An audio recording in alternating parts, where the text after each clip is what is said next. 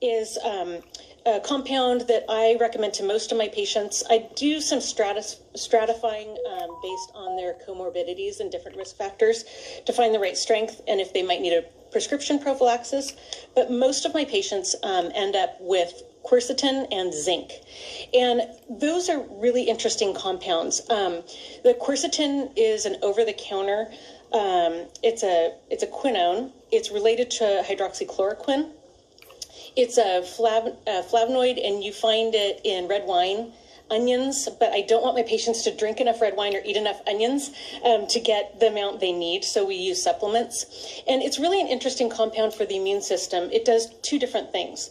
The first thing it does is it changes the pH of endosomes in these white cells. And the way I explain that to my patients is if there's a cell and it kind of grabs all the gunk around viruses, intracellular parasites, and it puts it in a trash bag inside the cell.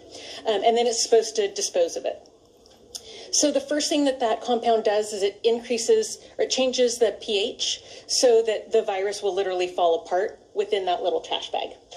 If the pH doesn't get changed enough and it gets through the side of that, then it can infect the cells and take over the mechanism, and it reproduces itself and then goes out to infect other cells and other people.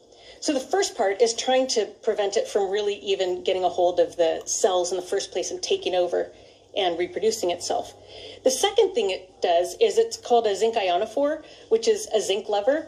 And so it pulls in zinc. And if you've been following the story with COVID, zinc is really important in most of the regimens to treat early disease.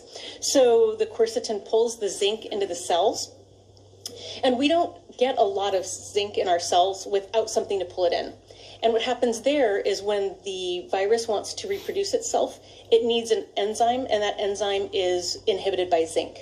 So these are really simple compounds that we can use relatively safely to try to prepare the immune systems of our seniors for COVID and give them a much better chance to beat this disease.